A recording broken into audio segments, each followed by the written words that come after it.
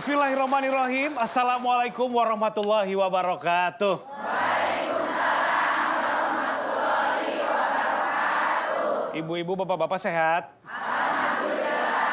Alhamdulillahirrabbilalamin. Gimana hadir di Siraman Kolbu, seneng nggak? Senang. Enakan nonton lewat TV apa enakan hadir di sini? Langsung ya? Langsung lihat Pak Ustadz?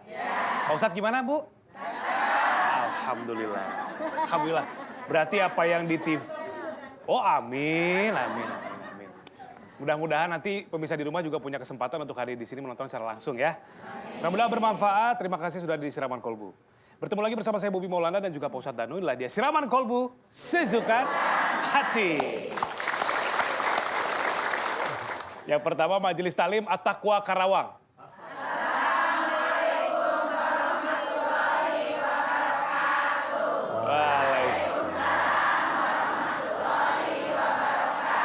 Majelis Taklim Anwarus Salam Babakan Jaya Indramayu. Assalamualaikum warahmatullahi wabarakatuh. Waalaikumsalam warahmatullahi wabarakatuh. Majelis Taklim Umar bin Khattab Ranca Ekek Bandung. Assalamualaikum warahmatullahi wabarakatuh. Waalaikumsalam warahmatullahi wabarakatuh. Majelis Taklim Yapisah Bogor Kretek.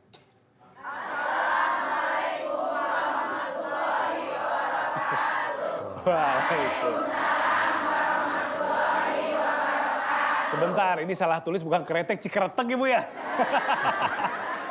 Kenapa jadi kretek? Berapa bungkus ini kalau kretek? Cikreteg. Cikreteg habis Ciawi.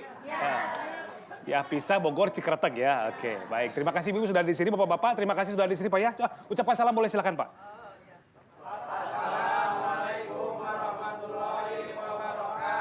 Waalaikumsalam warahmatullahi wabarakatuh.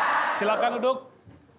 Ini adalah nomor untuk mendaftar sebagai calon narasumber Siraman Kolbu 0816 1745 3977. 0816 1745 3977 di sini silakan ditulis adalah pendaftaran nomor pendaftaran untuk calon narasumber Siraman Kolbu. Hati-hati dengan penipuan yang mengatasnamakan tim Siraman Kolbu MNC TV minta uang segala macam, bohong karena di sini gratis, tidak dipungut biaya sama sekali. Hati-hati juga dengan akun Instagram mengatasnamakan Pak Ustadz Danu. Ya, ngomongnya ini bisa ngobatin datang ke rumah nanti minta uang segala macam, bohong. Pak Ustadz hanya punya satu akun YouTube saja, itu Ustadz Danu Official Channel, tidak ada akun sosial media yang lain. Begitu Bu, paham insya Allah ya? Kalau ada itu namanya Duh. Mbak Kunti rajin minum jamu. Jamu manjur dari Kenya. Bahagiakan kedua orang tuamu. Untuk mendapatkan surganya. Amin. Ya Allah. Tema kita bagus sekali untuk kita semua nih, bahagiakan selalu orang tua. Pak Ustadz silakan. Amin. Bismillahirrahmanirrahim. Assalamualaikum warahmatullahi wabarakatuh. Waalaikumsalam warahmatullahi wabarakatuh. Amin ya rabbal alamin. Tema kita bagus sekali, bahagiakan selalu orang tua. Kelihatannya sepele, kelihatannya ringan. Kita sangat sering mendengarkan kata-kata seperti ini. Tetapi aplikasinya atau pengamalannya memang sulit. Ya.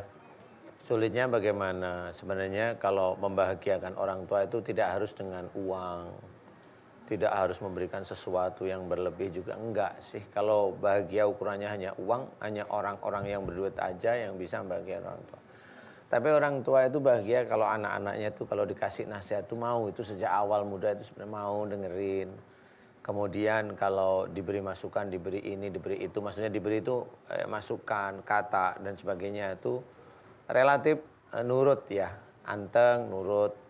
Kalaupun nggak cocok, tidak langsung diungkapkan. Nah pada waktu tidak cocok diungkapkan ini orang tua sudah bisa menilai bahwa si anak ini memang nurut atau memang tidak menyusahkan. Nah tidak menyusahkan orang tua ini, orang tua sebenarnya sudah bahagia. Walaupun tidak pernah terucap.